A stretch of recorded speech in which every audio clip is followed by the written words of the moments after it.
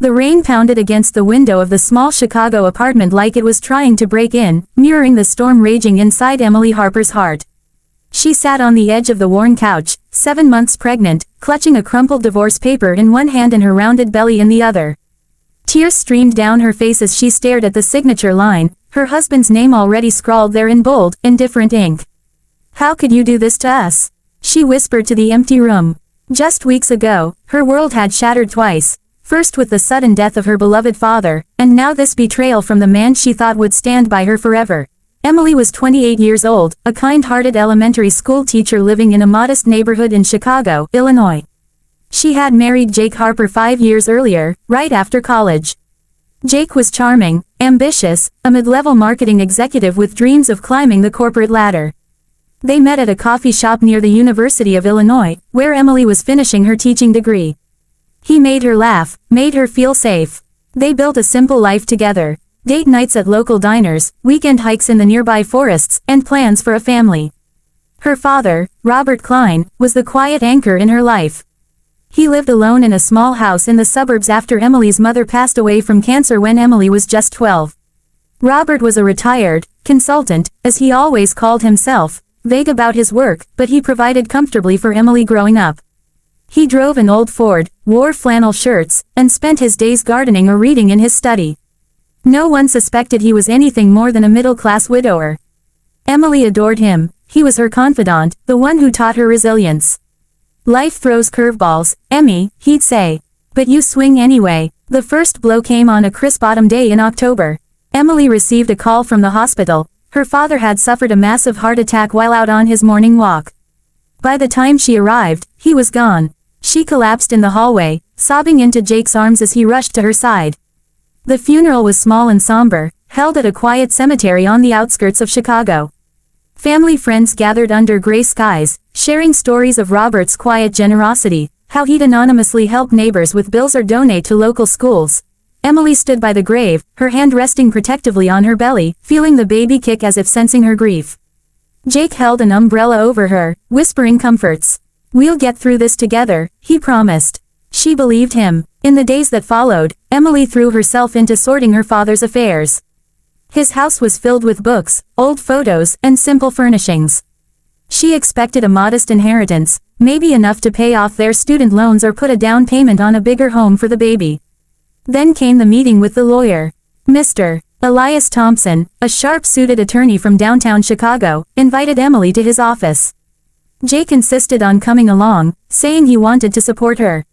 They sat in the sleek conference room overlooking Lake Michigan as Thompson cleared his throat. "Miss Klein, Mrs. Harper, your father was a man of extraordinary means," he began. He founded and quietly owned controlling interests in several tech companies that boomed in the early 2000s. He sold most stakes anonymously over the years, amassing a fortune. His net worth at the time of death was approximately $3.2 trillion. Emily blinked, sure she misheard. Trillion, with a T. Thompson nodded, sliding a folder across the table. Yes, he lived modestly by choice, wanting you to value hard work and relationships over money. The entire estate, investments, properties, trusts, passes to you as his sole heir. Jake's eyes widened. He gripped Emily's hand tightly, but she barely noticed. Her father, a secret trillionaire. All those years, he'd hidden it to protect her from the pitfalls of wealth. Tears welled up again, this time mixed with awe. But joy was short-lived. That very evening, back in their apartment, Jake's demeanor shifted. He paced the living room, phone in hand. "This changes everything, Em," he said excitedly. "We can quit our jobs, travel, live like kings." Emily, exhausted from grief and pregnancy hormones, just wanted normalcy. "Dad hid it for a reason, Jake.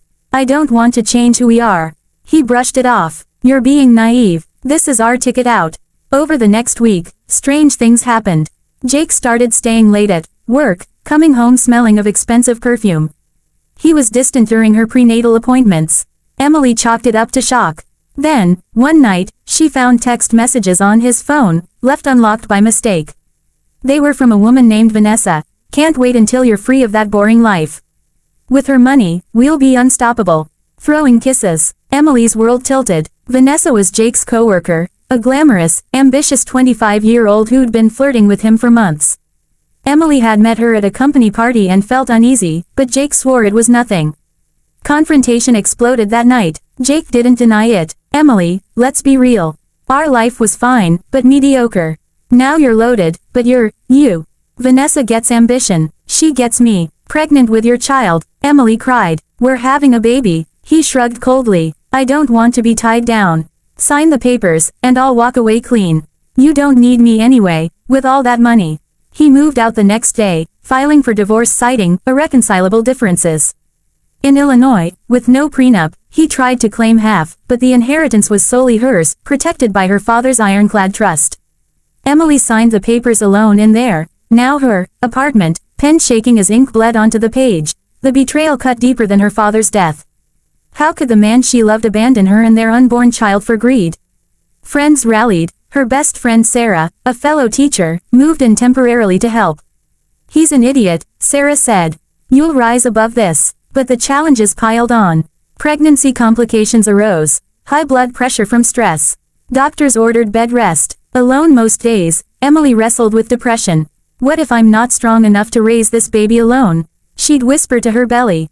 One day, sorting through her father's belongings shipped from his house, she found a letter addressed to her. My dearest Emmy, if you're reading this, I'm gone. I hid my wealth because I wanted you to build a life on love and character, not dollars. But know this, you are stronger than you realize. The world may knock you down, but you have my fire in you. Use the resources of left not for revenge, but to build something beautiful. Help others, live fully, and remember, true wealth is in the people we love and the legacy we leave. All my love, Dad. Sobbing, Emily clutched the letter. It was as if he knew she'd need it. That sparked something. She hired a financial advisor recommended by Thompson, a trustworthy woman named Lydia who specialized in philanthropic billionaires. Together, they set up the Klein Foundation, focused on supporting single mothers and education in underprivileged Chicago neighborhoods. But first, Emily focused on healing. She sold the old apartment and bought a cozy house in a safe suburb with a nursery overlooking a garden, reminding her of her dad. Labor came early, on a snowy December night. Sarah drove her to Northwestern Memorial Hospital. After hours of pain, Emily gave birth to a beautiful girl, Ava. Rose Harper Klein. Holding her tiny daughter for the first time, Emily felt a surge of unbreakable love. We're going to be okay, little one, she whispered. Months blurred into a new routine. Emily took time off teaching but stayed involved in the foundation. She learned about investments, real estate, her father's hidden world. Properties emerged. A sprawling estate in California, tech shares worth billions, but she didn't flaunt it. She drove a sensible SUV, volunteered at schools. Meanwhile, Jake's life unraveled. He married Vanessa in a lavish ceremony, expecting to ride Emily's wealth wave. But the divorce settled with him getting nothing from the inheritance. Vanessa, learning he brought no fortune, grew resentful. Their dream life was financed by debt, fancy cars repossessed, arguments constant. Jake saw news of Emily's foundation, scholarships in her father's name, shelters for pregnant women facing abandonment. He saw photos of her with Ava, glowing, confident. Regret consumed him. Late nights, he'd stare at old photos, wondering how he threw away real love for illusion. One day, he showed up at her door, disheveled. Emily, I made a mistake. Can we try again? For Ava, she stood tall, Ava on her hip. No, Jake, you chose greed over family. We're thriving without you. Years passed. Emily became a force, expanding the foundation nationwide, speaking at events about resilience. She returned to teaching part-time, inspiring kids. Ava grew into a bright, kind girl, knowing her grandpa's story and her mom's strength. Emily dated sparingly, finding joy in motherhood and purpose.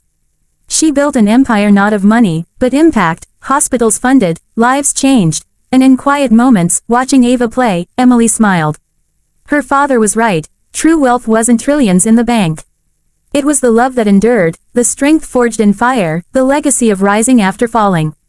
She had lost a husband, but gained herself. And that was priceless. One day, years later, Emily stood on the balcony of her California estate, bought not for show, but for Ava's love of the ocean. The sun set over the Pacific, painting the sky in hues of gold. Ava ran up, now 10 years old. Mom, tell me about Grandpa again. Emily pulled her close. He was a secret hero, baby. Just like you will be. In the end, betrayal didn't break her, It built her into someone unbreakable. And that's the real treasure. The message is clear. No matter how dark the storm, strength comes from within. Betrayal may shatter your world, but it can also reveal your true power. Rise, rebuild, and inspire. You are enough.